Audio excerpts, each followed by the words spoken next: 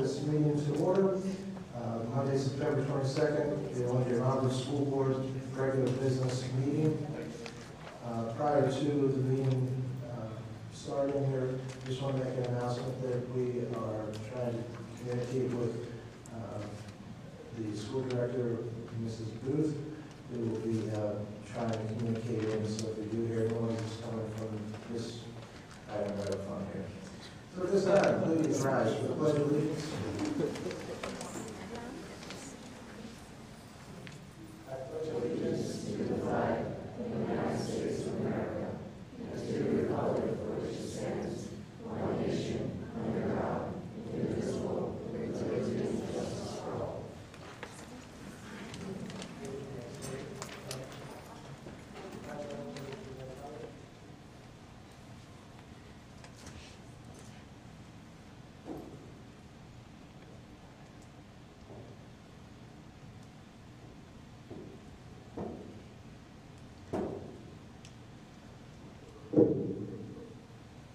About face forward, march.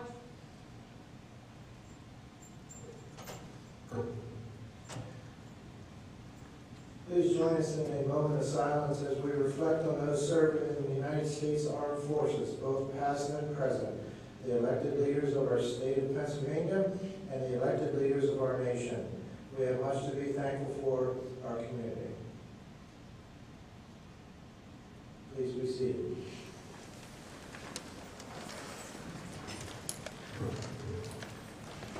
First item on the agenda is item number 3, executive session announcements.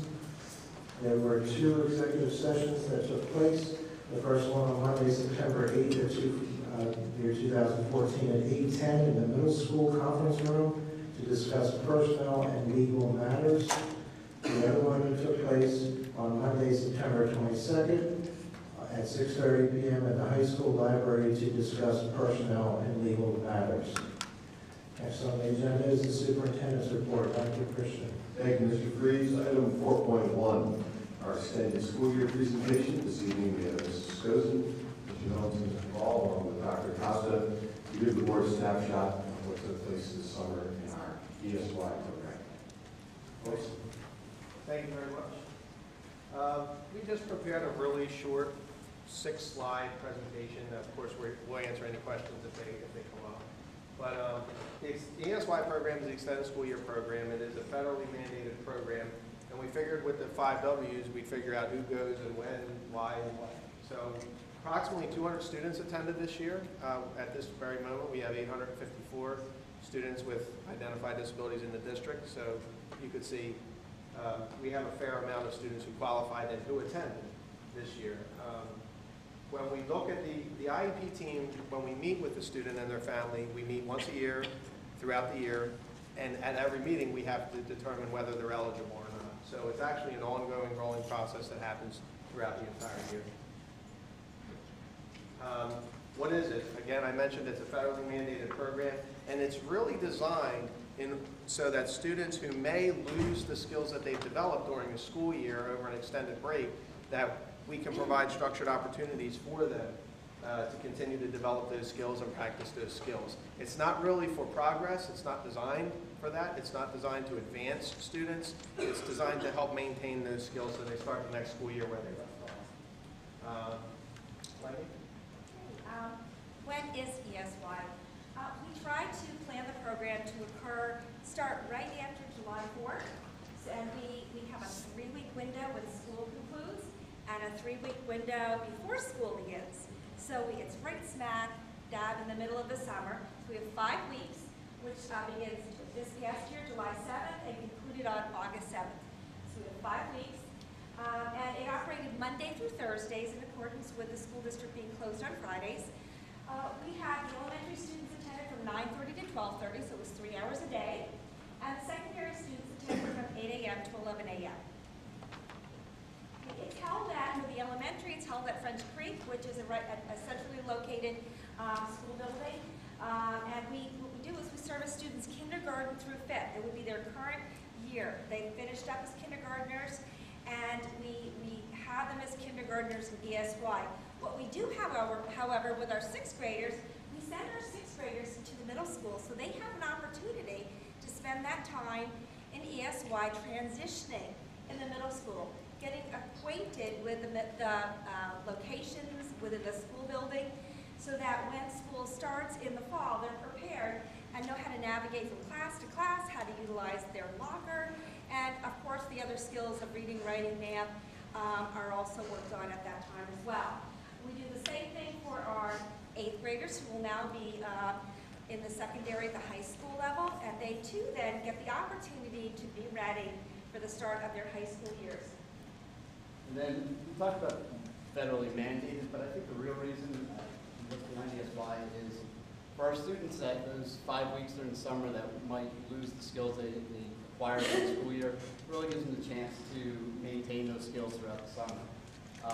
And one thing that's really unique, I think, to O&J is that we're able to utilize our program to assist students that are perhaps moving into the district from another state that might have special needs, and we can transition them into our buildings, get to know them during those 5 weeks so we're ready when September comes to program for them. And also we have students in out-of-district placements that we're constantly looking to bring back to our district. And this really provides us the opportunity to see them and get to know them during those 5 weeks. And actually one of our highlights, I think, was that we successfully transitioned 4 privately placed students back for this school year. Through that 5-week program, we were able to say, okay, you know what, you guys, we're ready for you, we're ready in September. And so far, we've had some real success with that.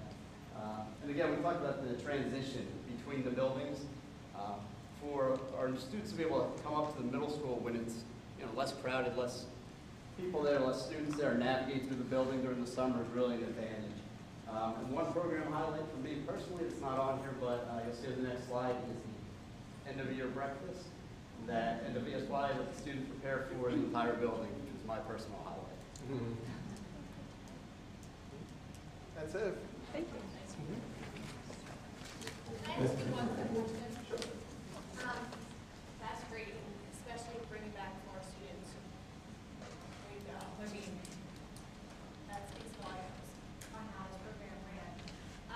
What's the percentage of students that opt out? Just because, is there a percentage? Yeah, the largest percentage that choose not to attend is at the high school level, and we run at about close to about 45% to attend. So 55%.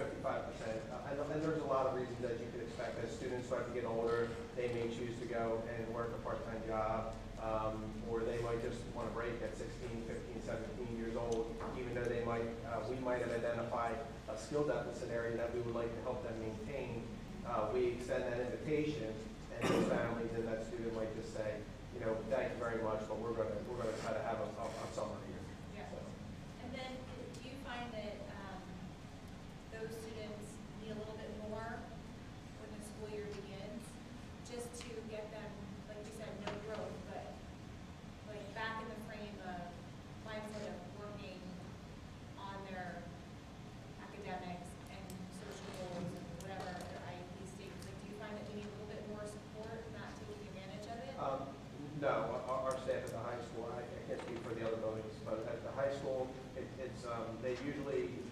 it's been our experience that those that are opting out, generally speaking, I'd say an overwhelming majority, they're ready for the school year. They make that informed decision with their family. Okay. So they're doing things over the summer, they're practicing skills on their own, maybe Okay. reading something on vacation. So they actually start, of course, there's a handful always that, need a little bit of extra oomph to start the year, but it's not, it wouldn't be anything that would alarm us. Okay.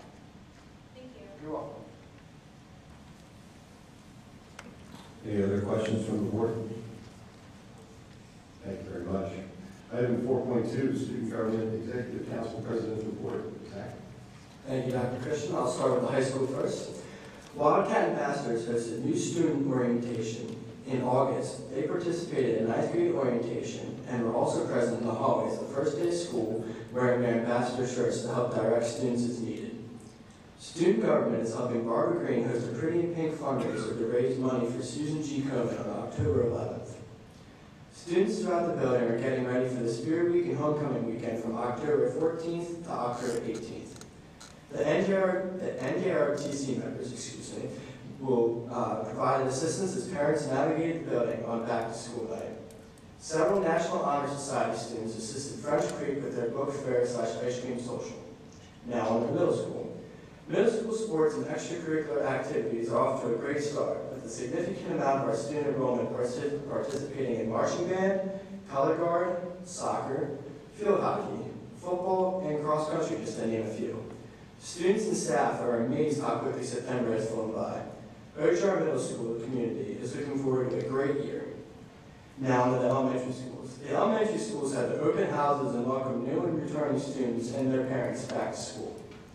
For East Coventry, grade 6 students are assuming their leadership positions in the building by being issued their safety belts, by being announcement captains, or by buddying up with younger classes. On November 3rd, the 6th graders will spend an entire day engaged in team building activities meant to foster respect and appreciation for diversity and digital citizenship. Now on to French Creek. On Friday, September 12th, over 750 people attended French Creek's annual ice cream social and book fair. It was a fun-filled evening for the entire school and community. Now to North Coventry. The North Coventry 6th grade leadership team is now forming. Each 6th grade student will apply for 4 student leadership jobs that they will perform throughout the school year. Jobs include safety patrol, morning news crews, greeters, peer tutors, environmental leaders, spirit squad, and an actors guild. The North Coventry PTO has partnered with the high school world language department to offer an after-school world language club for children in 1st to 6th grade. To this date, over 140 students have signed up. The first club meets on Monday, September 29th. Finally, with West Vincent. West Vincent's annual back-to-school bash was held with over 500 parents and students in attendance. The DJ had students and parents hopping and bopping throughout the evening. A good time was had by all. Groups and clubs are getting started. K-Kids, Lions Clubs, Envirothon, Intramurals, Reading Olympics, Lego Club, Art Club, Band/Chorus, Student Council, and much more. Thank you. This concludes my report, Dr. Christian. Thank you, Zach. Item 4.3, Superintendent's Report. First off, Zach will be our guest speaker at the PASA-PSBA conference held in mid-October, and he'll be speaking at the banquet on Thursday, October 23rd. I know he will represent O.J. Roberts very well. This past Friday, we had a wonderful ceremony at halftime of the football game where we recognized Coach Hank Burnett, dedicated the field to him, and unveiled the new scoreboard. Once again, thank you to the Roberts Athletic Association for their tireless efforts in fundraising and donating money for the scoreboard. It looks fantastic. School year is well underway. The back-to-school night is taking place, and it's really been standing room only. I know all parents, including myself, are ready to send our kids back to school, and they're doing well. Finally, Pennsylvania will be releasing the school performance profile scores later this week, and I will get that information to the board and the community as soon as it's readily available. We do have last year's information, I believe, as part of our annual report posted on the website. Thank you. That's all I have, Mr. President. Thank you, Dr. Christian. Item number 5.1, public comment on agenda items. Information, proposals, and statements from individuals or delegations pertaining to items on the agenda. Speakers are to indicate your name, address, township, and residence, and the items on the agenda to which your comments are addressed. Speakers will be limited to no more than 3 minutes. I remind those who have not done it before, please sign in prior to speaking. We have signed it. Thank you. Thank you.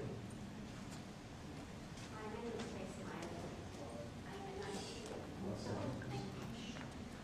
Hi, my name is Tracy Meyer. I live at 92 Old School Road, and we're in East Coventry Township.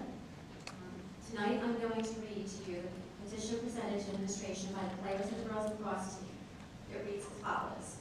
We, the 2014 players of the O.J. Roberts Girls High School lacrosse team, respectfully request that the current coaching staff of the varsity and junior varsity girls lacrosse teams be replaced for 2015 season.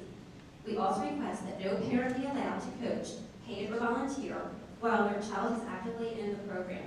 The only exception to this request is when a coach specializes in activity that does not directly impact their own child, i.e. goalie coach whose child is a field player. This petition will be presented to the principal of O.J. Roberts High School with the prior guarantee that no names will be disclosed to the current coaching staff and or athletic department. I do also have copies if anybody would like a copy of it that I can pass out. Thank you.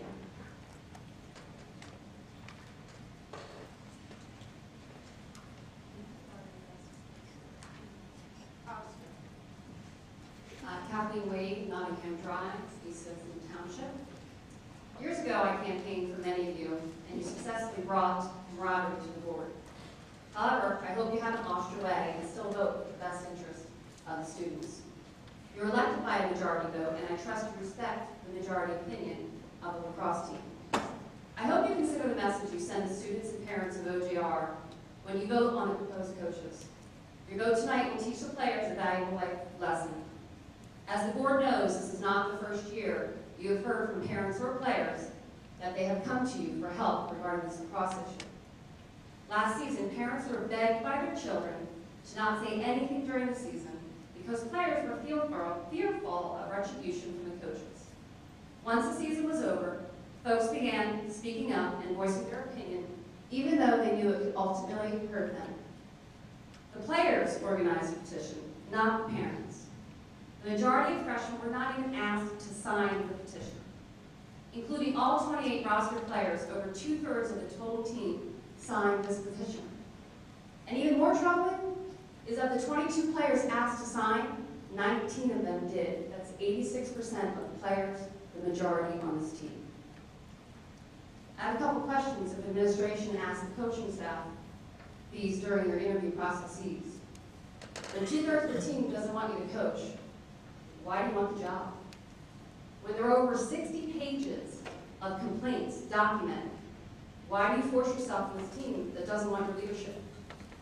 Out of 11 seniors, only one attendee, who happened to be a child of the coach, attended a meeting to show that they are committed to not playing on your team. When so many athletes refuse to play for you and give up the sport they love, why are your desires more important than theirs? Should you vote to switch these coaches in title only, you send a loud and clear message to the players of the team. Your opinion does not matter. You teach the students that politics really make OJR tick. You teach them that only a few in power determine the outcome, not their majority opinion, who are actually playing on the field.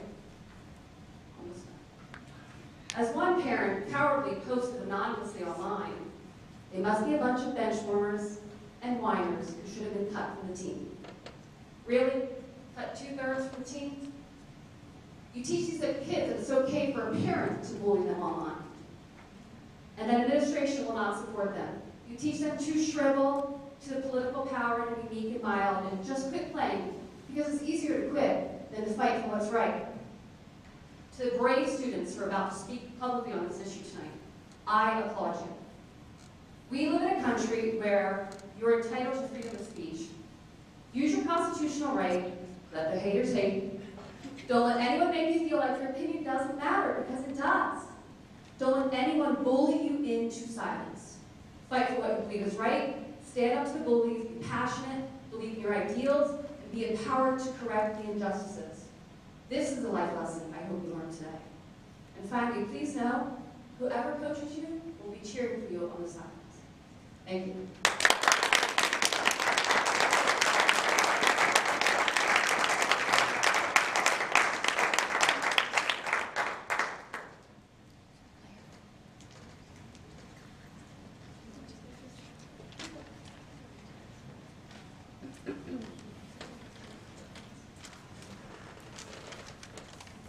Hello, my name is Carrie Husband. Ms. Husband, would you be so kind to sign it, please? I'm so sorry. Oh, I appreciate it. Please sign it already. Thank you. I apologize. I am currently a junior. Both my freshman and sophomore seasons, I played on the varsity squad. With that said, I would like to dismiss the speculation that if you, as a lacrosse player, are on the varsity squad, you do not associate with the JV coach, and vice versa.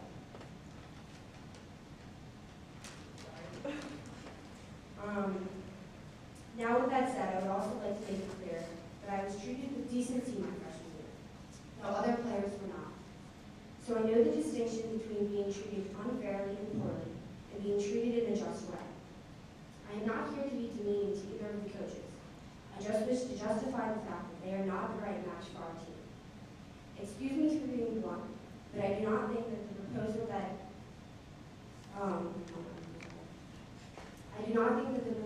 is now on the table will settle any of the issues that have already been made apparent.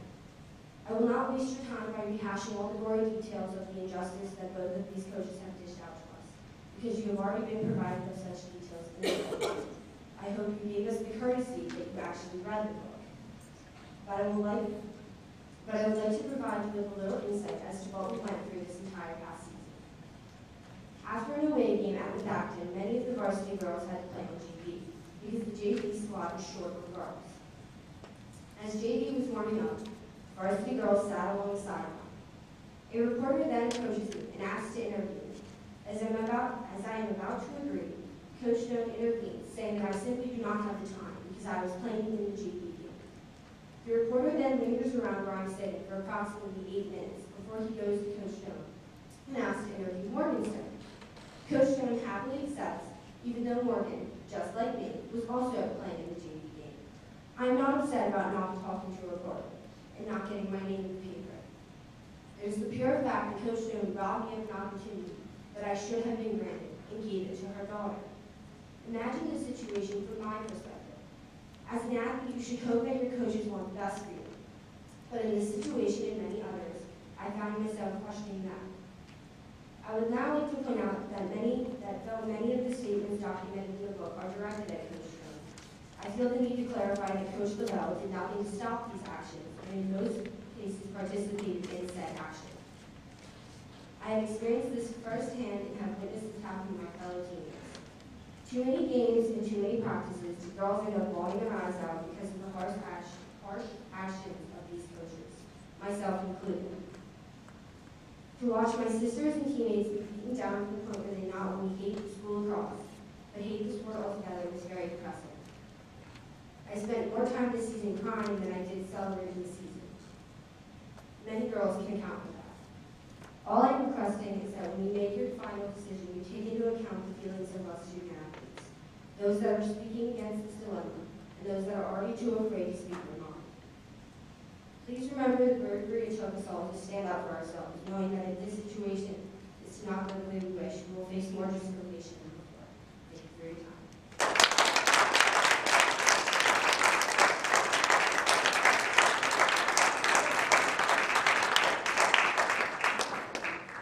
Hello, my name is Mackenzie Hobson. I'm a senior at O.J. Roberts, and I've been playing lacrosse since 7th grade. I've been a member of the O.J. Roberts High School lacrosse team these last 3 years, and I plan to play this year to finish out my senior year. I have verbally committed to play lacrosse at the University of Lock Haven, which is ranked number 2 in the nation for Division II lacrosse. I'm not here because of playing time. I'm here because lacrosse is my passion, and I do not want anyone to take that away from me. I just happen to touch on a few things with you tonight. The Americans with Disabilities Act of 1990 prohibits discrimination against individuals with disabilities. This act also covers individuals with type 1 diabetes. I'm a type 1 diabetic, and I have a 504 plan with the school. This last year during the season, Coach Stone told my mother in an email that if my mother wanted to help me, she should help me become healthy. I'm your average 18-year-old girl, perfectly healthy. The only difference between you and I is that my pancreas doesn't work. Coach Stone's indication that I was unhealthy because of my chronic disease killed my confidence and affected me mentally. I have never felt so bullied in my life. This is not how a coach should make a player feel. She ruined my junior lacrosse season for me because of how I was treated. How am I supposed to respect a coach who tore me down and doesn't respect me regardless of my disability? On the way home from our away to Springford game, Coach Stone isolated and threatened me and another player on the bus. She would not let us get off the bus until she spoke with us. She told us she did not want an email from our parents, or our parents better not go to Stroud because we both did not play this game. Although we did lose, I stood on the sideline and cheered my team members on. I didn't deserve this treatment. If she wanted to speak with us regarding her reason of not playing us, she should have chosen a different manner. We never even received a reason why we didn't play other than she told us she didn't know who to put us in the game for. My parents have instilled good values in me, and I wasn't going to talk back. so I just sat there until she was done. She killed my confidence this year, and by the end of the season, I was questioning if I truly was a good player. In my opinion, moving Coach Stone from varsity coach to JV is not going to solve any of these issues. Our team is already divided, and not getting rid of the original coaching staff will continue to divide us. The school board is designed to protect the student body. Please take into consideration all the things I mentioned when you're making your decision. Thank you.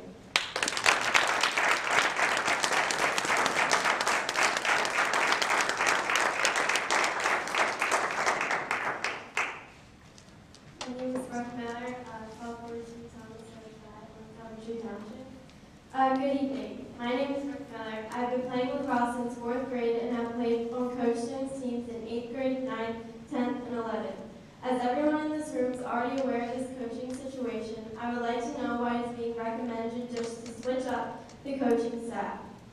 This lacrosse program will not be the same. The negativity, favoritism, lack of encouragement, and nepotism will all still be present, no matter what the order the coaches are in.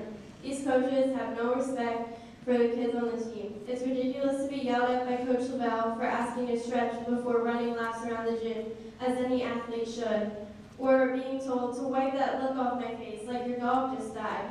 I've been yelled at countless times for attempting to make suggestions on the team. She may not realize it, but the negativity that she brings onto the field every day for practice is uncalled for, and she has the nerve to yell at us for having attitude, like we are the little kids in her classroom. But we aren't. We are young adults, and we deserve to be treated like that on and off the field. We need a new coaching staff that is respectful, encouraging, positive, and experienced. These coaches have hardly any experience at the collegiate level like they say they do. Who is it going to hurt if the administration looks to see if there are any more experienced coaches seeking to teach girls their abilities and talents? It's extremely disappointing that this is what the lacrosse program has come to. So please, school board members, I ask that you take into consideration what every person here is saying. Moving the coaches around does not change the problem. It's the administration's way of not dealing with it. The players are the ones that have to deal with the outcome at the end of all of this. This is what we have to deal with, and it's hurtful that as O.J. Roberts administrators, no one is willing to help fix this problem, just change the order. Also, I don't think it's appropriate to have coaches standing on the sidelines texting during games.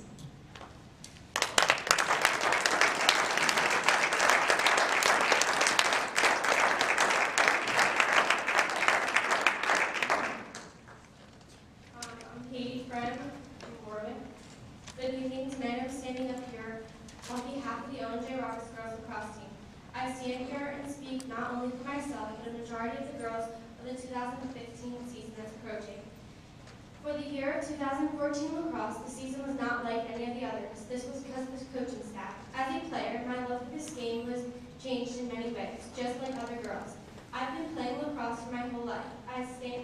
I started on a team in 2nd grade, but before that I was even playing with my family. I love this sport more than anything and always dreamed about playing in college. Though with the 2014 season that just passed, my love and feeling of this game is lost. Do you know how it feels to be looked at by so many coaches for college, to ask to play for college with them, but then come to O&J lacrosse and not play, and then be put on the JV team and not even be told by a coach, but be told by one of your best friends? Or what it feels like to get yelled at for something a college coach showed you what to do and has more experience, and then get yelled at from your high school coach that it's wrong? Or having the feeling of going home every day and crying to your family because you don't want to play anymore, because you're ready to pick up everything you've done since 2nd grade and leave and walk off the field because of the coaches? I would never have thought these feelings would come inside me for lacrosse because I have such a love of the game. But every time I walked on that field, I felt those feelings every day. I never thought I would say I hate lacrosse, but last year I said it every day and almost walked off that field every day and pushed. But I pushed myself so I wasn't a quitter and had parents help me stay through each game. The coaching staff was the reason I never wanted to pick up a stick again and wanted to quit travel. These coaches do not treat us right and are telling us to his sport wrong, and that's only hurting ourselves. We need coaches that know what they're doing, and they're not holding our stick skills back, which they are.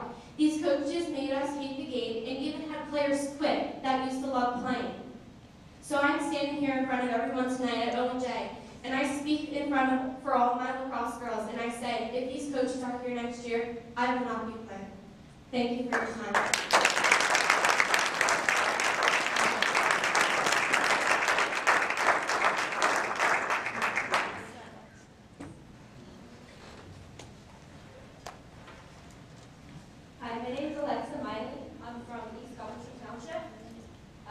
I appreciate the time you're giving me to speak today.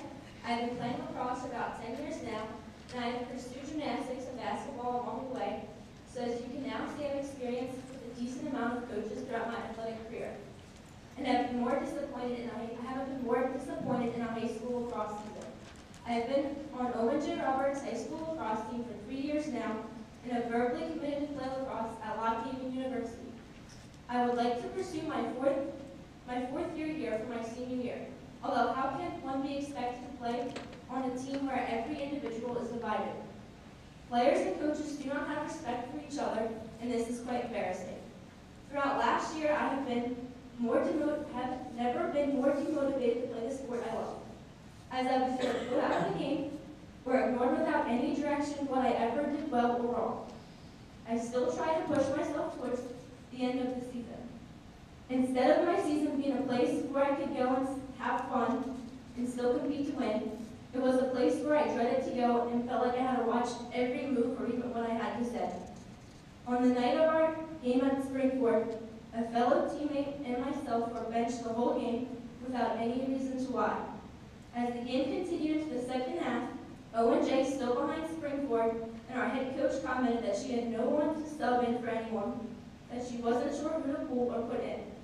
As the silent bus ride home from a defeat, every player besides a fellow teammate and myself weren't allowed to leave the bus. Coach sat us down and began to talk to me first.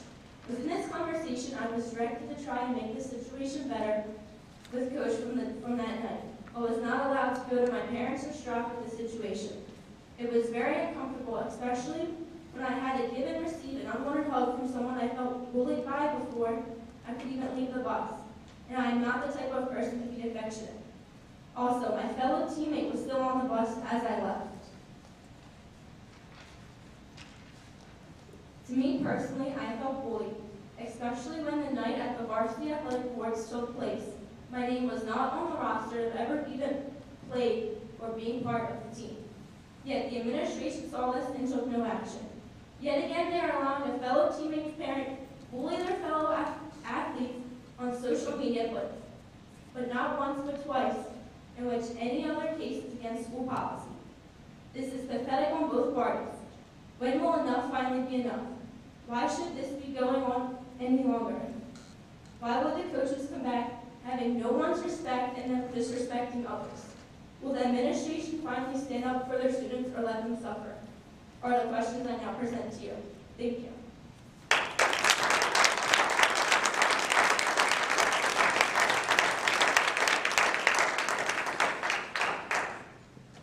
Just a friendly reminder for those, I'm sure everyone signed in, but I just want to make sure everyone does sign it so we have a proper count for this vote tonight. Thank you.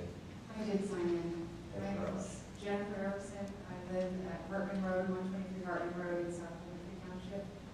I'm here tonight because my daughter's here tonight and her teammates are here tonight, and they were brave enough to stand up, sometimes alone, with authorities, coaches, athletic director, to express their experiences of intimidation, discouragement, experience with favoritism. My daughter, Anna Lavelle, had several experiences where she was threatened with loss of playtime, once by Coach Lavelle. On the sidelines for all to hear, she was told if she gave the coach attitude that she wouldn't play. Another time by Coach Stone in the beginning of the season in March, when there was a rumor about my daughter that Coach Stone pulled her aside about and said that she was missing varsity opportunities if she was out partying on the weekends. My daughter, 2 years out of 4, travel lacrosse, has played A-team. She's held her own, as Coach Stone knows, during winter seasons with other varsity players. I can't complain about her playing time this season on JV, but I did see her come home, and she's not going to be happy that I'm saying this, crying after practices, saying she hated lacrosse, saying she wanted to quit. She couldn't even come to me when Coach Stone pulled her aside and intimidated her. I had to hear it from someone else. That breaks my heart. It breaks my heart that my own daughter could not come to me and be honest with me because she was afraid to lose playing time. And I'm actually quite ashamed to stand here and tell you that I didn't come forward soon enough or often enough because I didn't want her to lose playing time either. That shouldn't happen, so finally I went, after I spoke with Coach Stone to clarify the rumor wasn't true, I spoke with the athletic director, and then I had a meeting with Dr. Marchini and both coaches. And I'm still not satisfied. I don't trust this coaching staff. At the meeting, I'm glad those coaches were there. I didn't hear apology. I didn't hear accountability. I heard that mistakes were made. I heard that maybe it was the players' fault that they were too immature and they shouldn't have been on the high school team. And I heard that it was, the crazy parents' faults in the stands. And I'm here to tell you that individually, you can argue away any of our experiences, but collectively, I'm just amazed at the honesty of these girls and the similarity of their experiences with my daughters. The dash of confidence, the intimidation. We can't have this kind of leadership on the team. I can't recommend that my daughter play this next season. I think she will anyway because she loves it. But it's hard to be up here, and it was hard for them to go through this, so I'm really proud that they did this. I've submitted all of my complaints and all of my documentations and quotes. I'm perfectly available to answer and talk to anyone about them. I hate that I'm here. I'm sorry that I'm here, but I'm real proud of these girls for being here, and I hope this turns out to be a good lesson for everybody.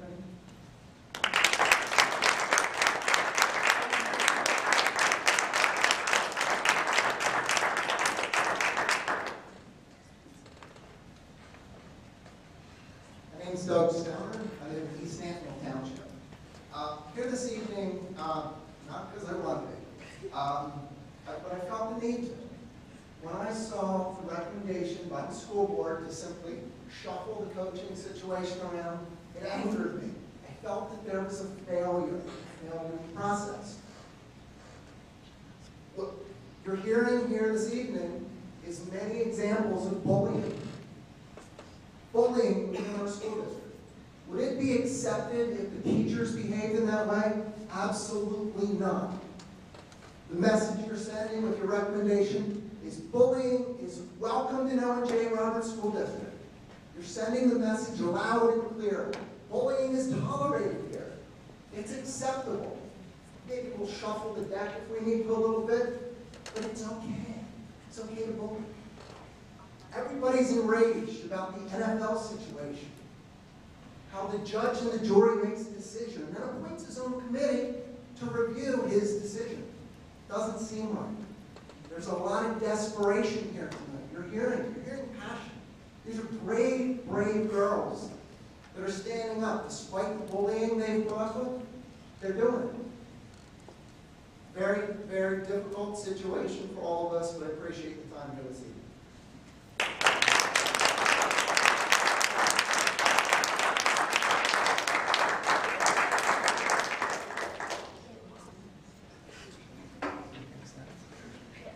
Hello, my name is Lisa Huzzer, and Grove, North Coventry.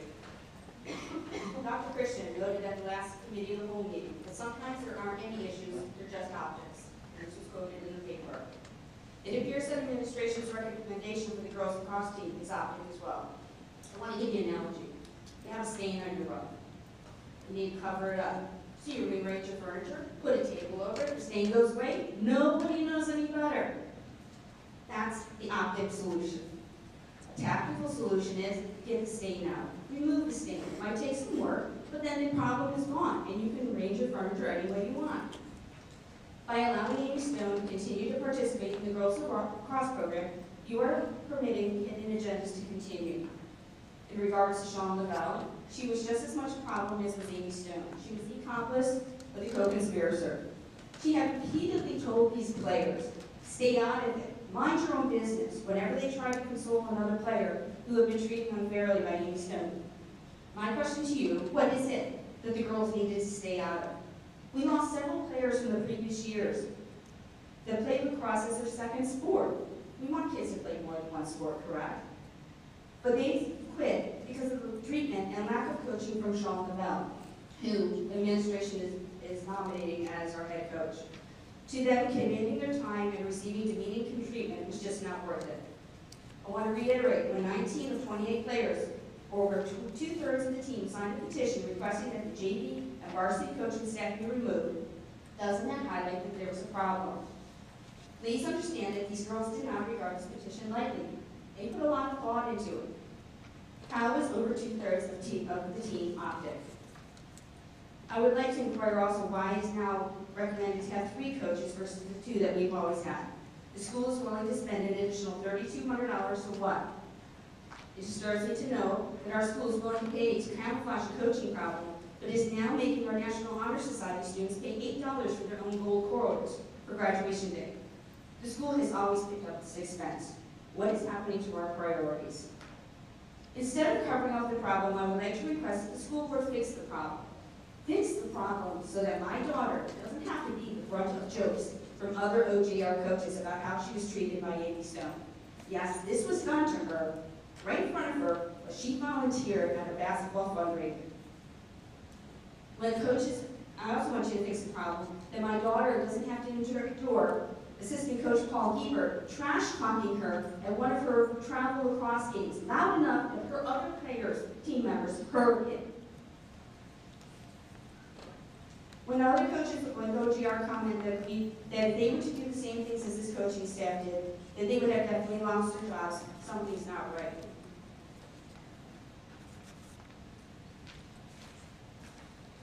If the problem is not fixed, you are forcing the girls to choose whether to play or not. With school sports, students do not have the option to find another team when the coaching is so unbearable. I am so proud of these girls for having the courage to stand up for themselves and support each other, even when a coach is telling them to stay out of it, mind your own business, this doesn't concern you. This does concern them. The success of a team is reflected in the unity of its players. These girls have every reason to hold their heads up high and stand strong together. The decision you make tonight will be a reflection of the integrity of this board and the affirmation of who they are here to support. Thank you.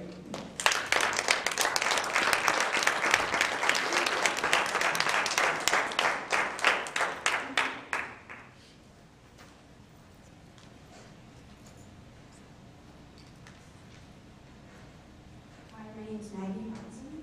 I'm a resident of East Vincent Township. My husband and I are both OJR graduates and we play varsity sports along here at OJR.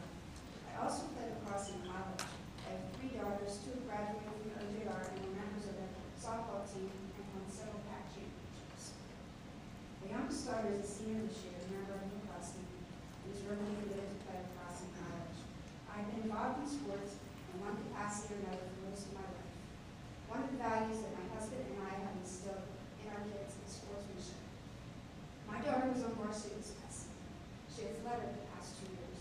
This year, there were several juniors who weren't even given the opportunity to play in a varsity game and potentially earn a letter, despite the team leading and winning games by more than 10 goals. After everything this administration has learned about the unfairness of my games and inappropriate comments and treatment of some of the girls, I'm very disappointed that they would even consider recommending a commissioner return as assistant. Over the past 3 years, there have been girls who have lost confidence in their own abilities as players, they've lost the love of the game, and friendships have been destroyed. My daughter is a type 1 diabetic. She controls her blood sugars with insulin. She's a healthy girl that lives with a chronic condition. She's a 504 plan of the school that prohibits her from being discriminated against for temporary low or high blood sugar. In all the athletic teams she's ever participated in, she's never had a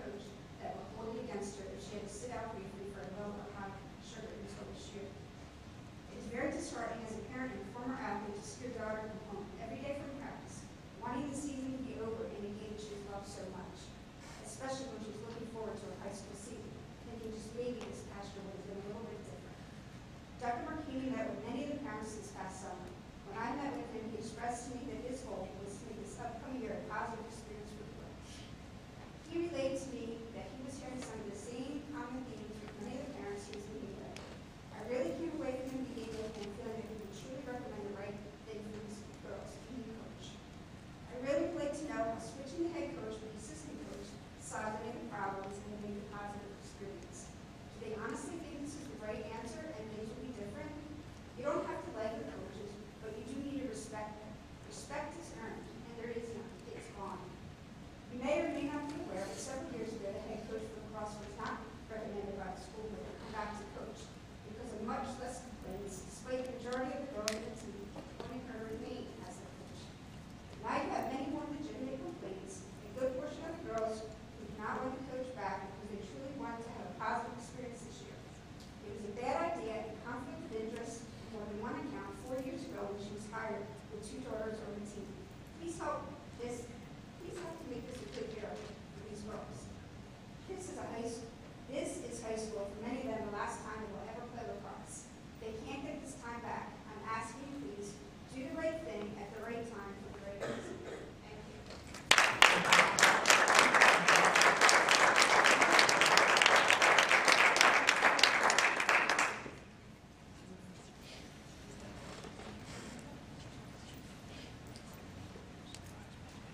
Hello, my name is Will Meyer. I live in Coventry Township. I already signed in. First and foremost, I would like the panel to just look around the room, look at all the girls that are here that spoke up. Really look around the room, not at me. The pride that I have as an OJ Robin parent for my daughter, stand up here and shed some tears for you to listen finally. I was going to say that. All right, I'm going to get a little emotional, a little passionate because I'm going to give you my side of my story of my daughter for this year. Okay? So number one, they followed every protocol that they were supposed to. Everything that you told them to do, they did. Number one. Everything I was instructed as a parent, I did. That was instructed by you. My daughter, 17 years old, had to hug the coach. My daughter barely hugs me. Unacceptable. I've been in management for 25 years. I deal with human resources day in, day out. If I did such a thing ever in my retail experience, I'd be fired. Okay? First and foremost, a lot of opportunities for you guys to look at how things are addressed in your school district, especially when it's one-on-one. We go into a meeting with your athletic director. We have our say. We get promises. We don't even get a call back. We call the school. We set up other meetings. Don't get any response. Or get it, oh, we'll have a group meeting or we'll have a one-on-one player meeting. You know what, we'll get the whole team together. Nothing happened. Okay? Then we go forth, go farther. End of the season.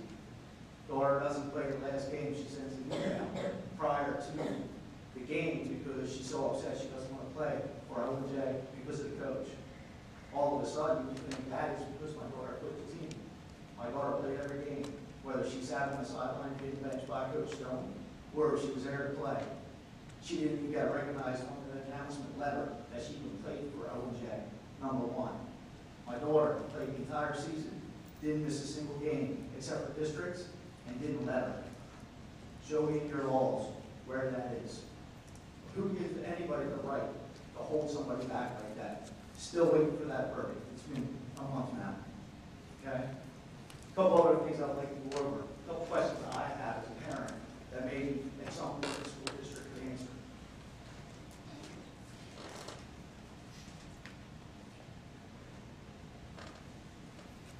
Number one, at another past meeting, we asked if we could see how the coaches are evaluated. We were instructed that there was a form and it was done yearly. Still I've yet to see it. Don't know how it's done. In fact, some of the board members sitting here actually spoke up and wanted to know how that was done. So that leads us as parents to think that we don't do that, number one.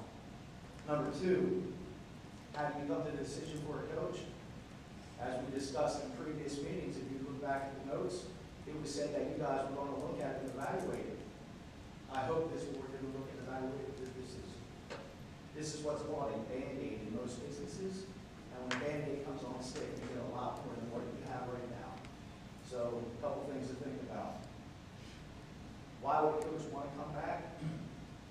drive a team is beyond me. Okay, but obviously by everybody speaking in the room, you can see how your season's going to be. Okay. Last and final question. Would we even come to this decision as a group? If there was some concerns, if there wasn't a spouse member on the board? Would this even be at the plate right now? Thank you for your time.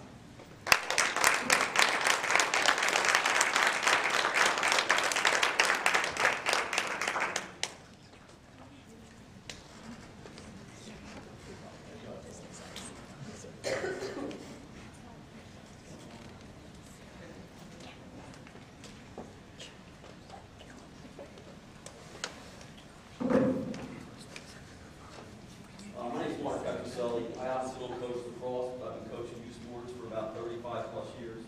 I've coached football, wrestling, baseball, girls soccer, girls basketball. That was a bad experience. And the best coaches I've come across in life are the coaches that take themselves out of the equation and make it about the athlete, not the coach. This is obviously not the situation here. If you want a good coach, I don't care what sport you're talking about, take yourself out if you're the coach. It's about the athletes. That's what you guys should be looking for. And I was going to take this in a whole different direction, but I listened to all these kids come up here and talk. And I'm embarrassed for you, Mr. Superintendent, and this board, that you would make a bait and switch type proposal when you know you have a major problem. You people need to make decisions. Decisions that are the betterment of the school district and for these kids. And you're not making them. You're not hiring people to coach kids. I understand curriculum is the most important thing in life, and I agree with that. But the biggest experiences a lot of these kids will have, that'll shape their lives are athletic experiences. That's what I've had. And you guys are screwing this up bad. You got to hire more teachers that can coach kids in sports, that can coach them in band, whatever the extracurricular activity is. You're not doing that. You're letting these kids in this district down. You want to make the lacrosse issue? I don't, but it obviously is based upon all these kids. You guys need to do a lot better job, especially you, Mr. Superintendent. It took you how many months to hire an athletic director for a guy that interviewed 7, 8 months ago? We just finally hired him. You guys don't make decisions. This isn't optic stuff in life. It's decisions that need to be made. Make them. Get a set and start making some decisions. Thank you.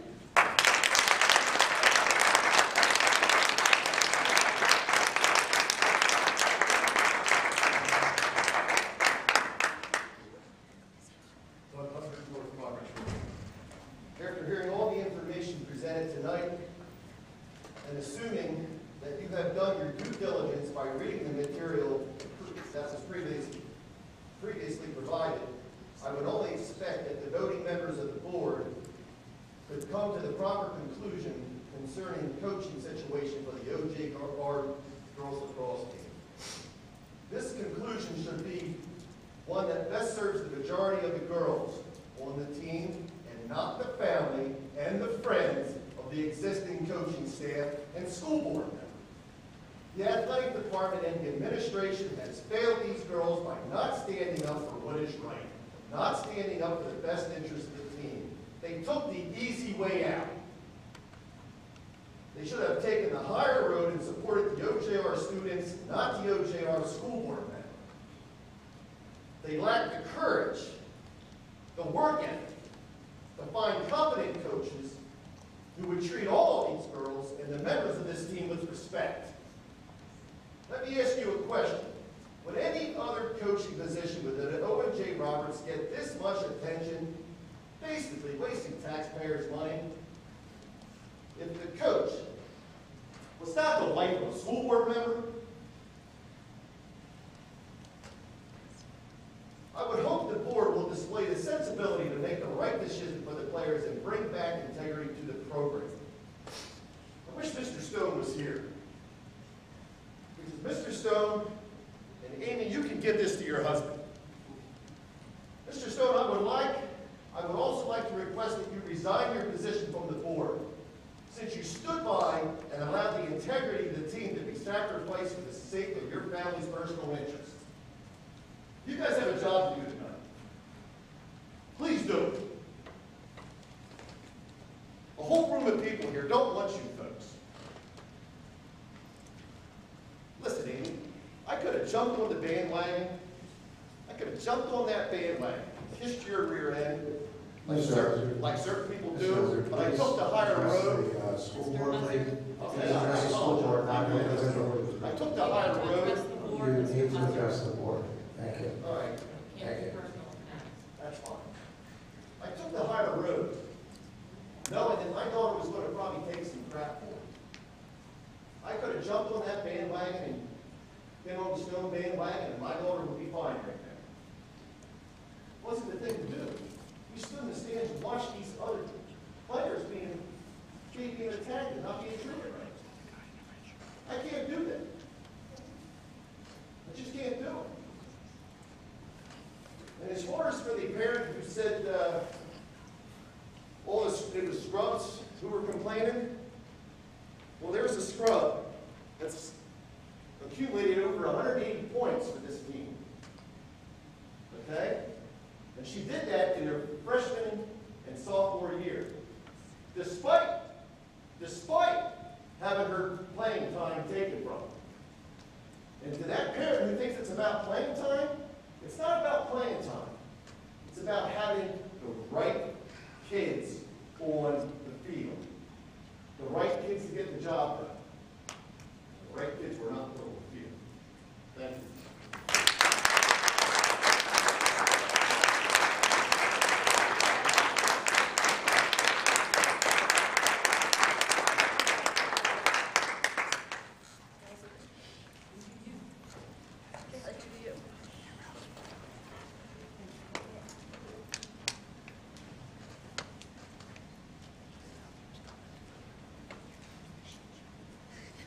I just want you to know that I'm Tammy Curtis from Mount Pleasant Road, and there are parents who were satisfied with this year. I did not come planning on talking. I know that you received many emails from people who can support. My child played JV. She's a freshman. She is a child who was home and tells me every single thing that happened at practice, everything that happened preseason, everything that happened on the game, every word that was said on the bus. I feel like she was on a different team because every single word that came home was positive, was exciting, was how amazing this experience was for her. So I feel that she must have been somewhere else because it doesn't sound like it's where this was. I'm very pleased with her experience here. I'm pleased with all parts of the season. I was very pleased with the preseason and how they prepped them. I'm pleased with the coaching experience that she had from all of the coaches. And she spoke with the varsity coaches and the JV coaches. She was on the field supporting the varsity players, although she never played varsity. The system has detected that a minimum number of lines are connected to this conference. If you want to continue your meeting, press 1 to confirm. If there are no I just want you to know the emails you received that were positive, and that this is a parent who was very satisfied, so not everything was negative. Please accept that.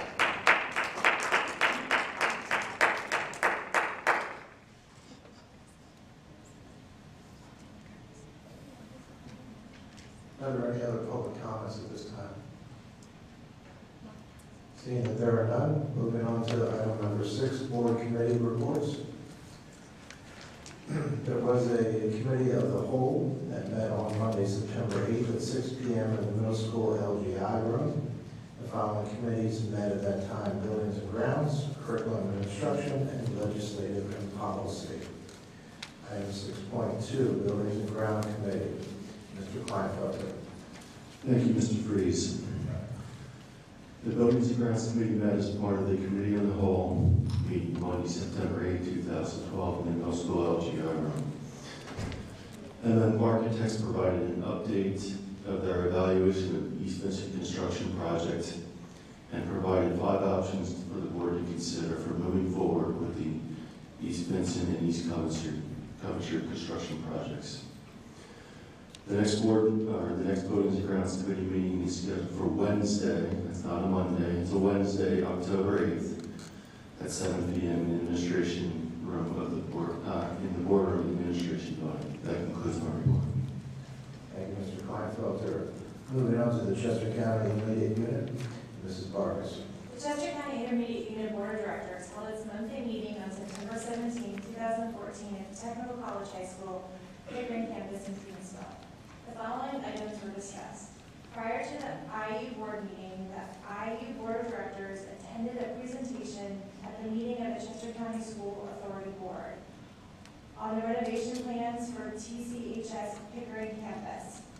The presentation overview gave us a description of different options, but ultimately recommended what is called a targeted renovation.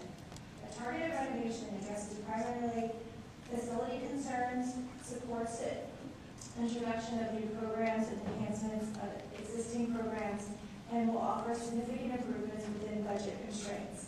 The estimated cost is approximately $26.7 million and will require ensuing additional bonds.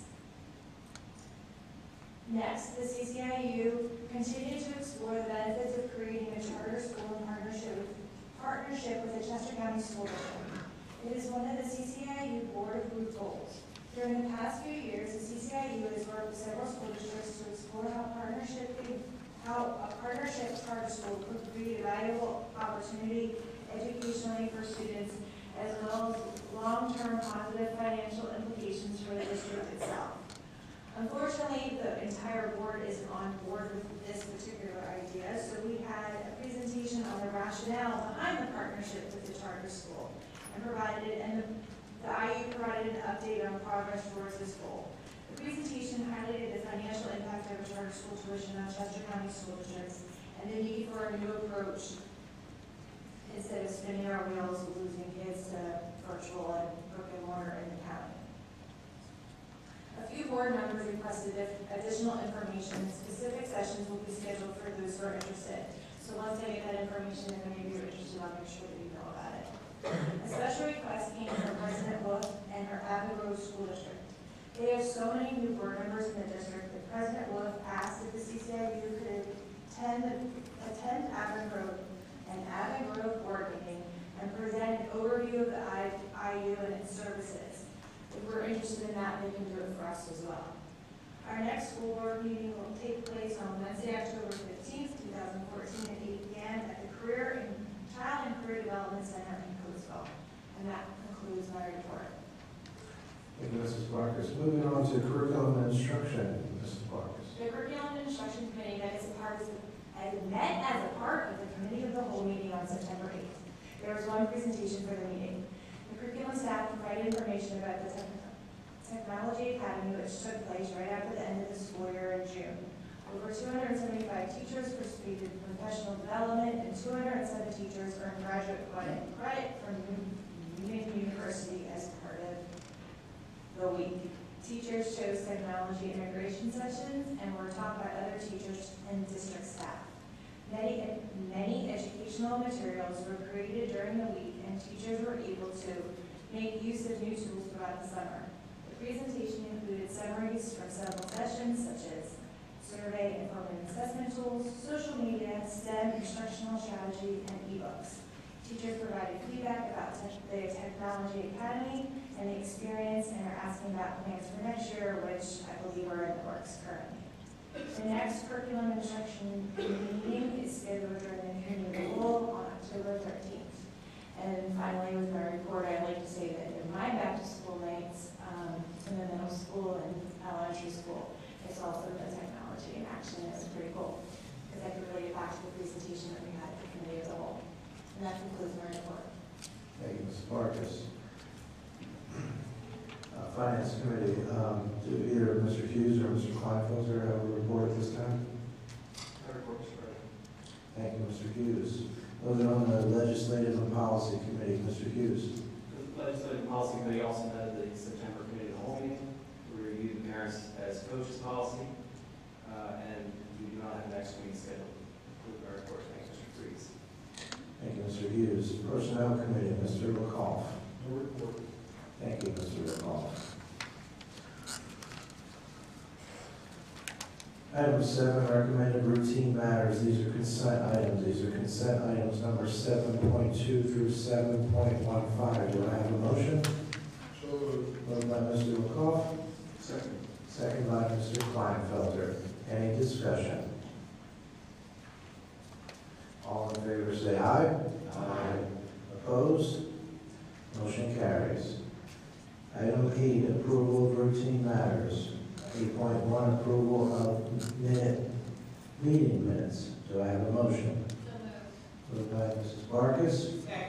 Second by Mrs. Lulu. Do I have any discussion? All in favor, say aye. Aye. Opposed? Motion carries.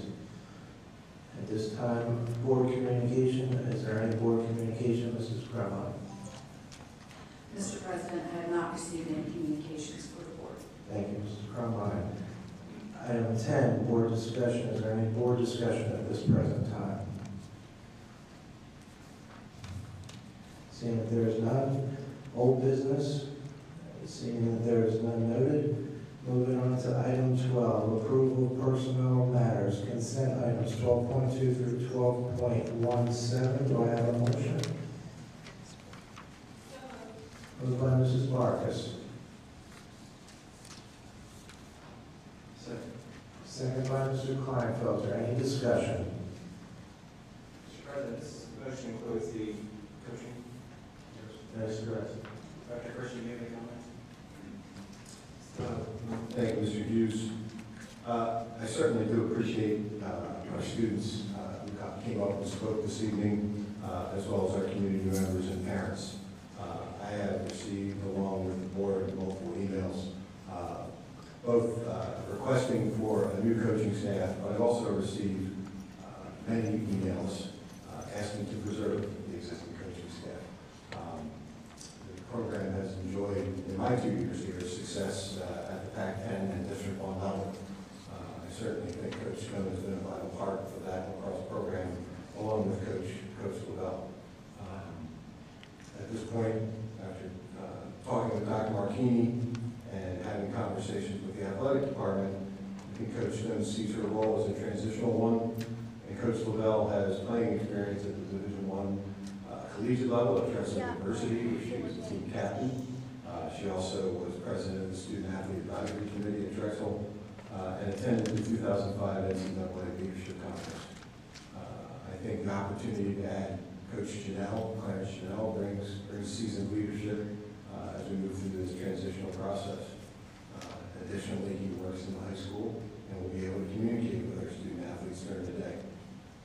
Therefore, it is my recommendation, as stated in the board agenda, to approve the coaching slate as advertised. Thank you.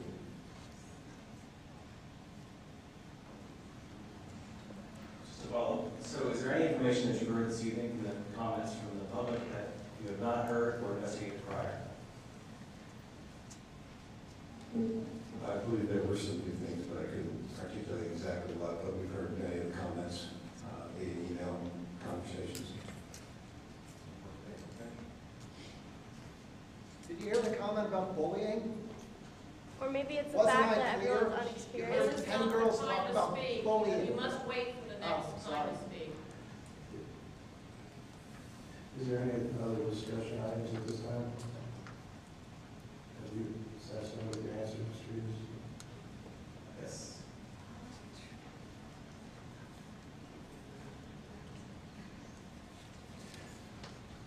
Motion on the floor. No other discussion items at this time. All in favor, say aye. Aye. Opposed? I'm going to go roll call, please. Yes, may I have a roll call, please? Mrs. Marcus? Aye. Mrs. DeLua? Aye. Mr. Freeze? Aye. Mr. Hughes? Aye. Mr. Kleinfelter? Aye. Mr. LaCock? Mrs. Wolf? Motion carries 5-2.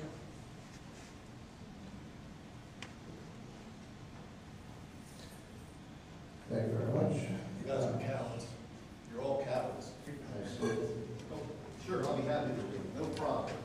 Item 13, new business, approval of resolution, local chamber of commerce month, October 2014. Do I have a motion? Moved by Mr. Kleinfelter. Second by Mr. LaCoff.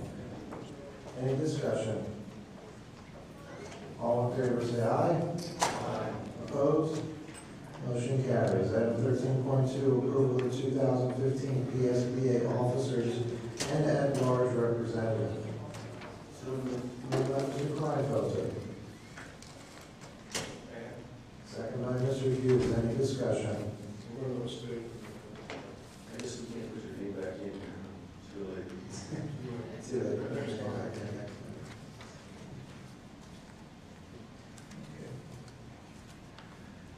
Any other discussion? All in favor, say aye. Aye. Opposed? Motion carries. Approval of conference attendance. Moved by Mrs. DeLuca. Second by Mr. McCall. Any discussion? All in favor, say aye. Aye. Opposed? Motion carries. 13.4, ratification of homebound instruction. Moved by Mr. McCall. Second. Second by Mr. Kleinfelter. Any discussion? All in favor, say aye. Aye. Opposed? Motion carries. Item 13.5, approval of student activity clubs and organizations. Moved by Mr. McCall. Second by Mrs. Vargas. Any discussion? All in favor, say aye. Aye. Opposed? Motion carries. Item 13.6, approval of out-of-state overnight student trip. Moved by Mr. Kleinfelter. Second by Mrs. DeLuca. Any discussion? All in favor, say aye. Aye. Opposed? Motion carries. Item 13.7, approval of construction change orders. So moved. Moved by Mr. Kleinfelter, second by Mr. McCall. Any discussion? All in favor, say aye. Aye. Opposed? Motion carries. Item 13.8, approval for termination of contract. Moved by Mrs. DeLuca. Second by Mrs. Wolf. Any discussion? All in favor, say aye. Aye. Opposed? Motion carries. Item 13.9, approval of membership in cooperative purchasing program. Moved by Mr. Legoff. Second by Mr. Kleinfelter. Any discussion? All in favor, say aye. Aye. Opposed? Motion carries. Item 13.10, approval of resolution waiving payment of taxes. That's a motion. Moved by Mr. Kleinfelter. Second by Mrs. Vargas. Any discussion? All in favor, say aye. Aye. Opposed? Motion carries. Item 13.11, ratification of professional services and/or maintenance agreements. Moved by Mr. McCall.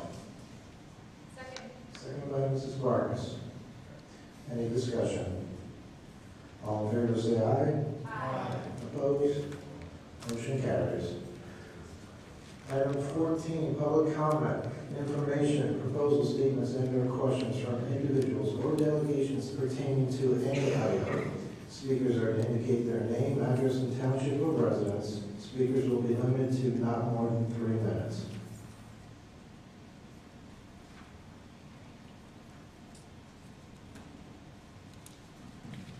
Good evening, Board. Steve Roth, Roberts Education Association.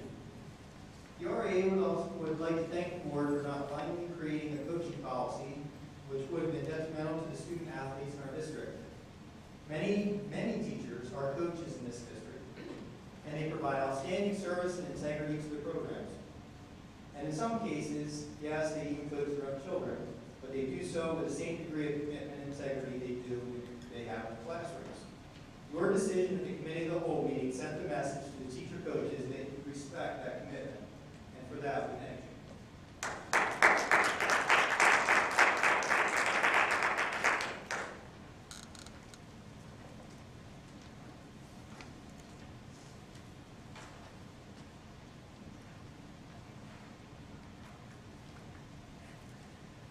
I'm Nancy Dempsey, and I just want to thank you for all the time you put in this whole situation. I'm sorry, it was ugly, and you have so many more important things to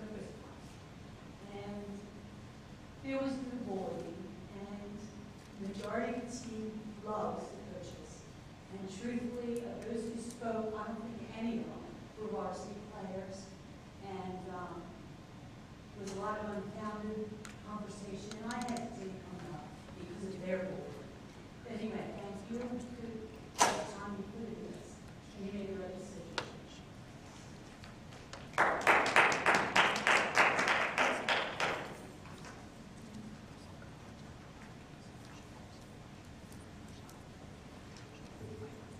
Any other public comment at this time?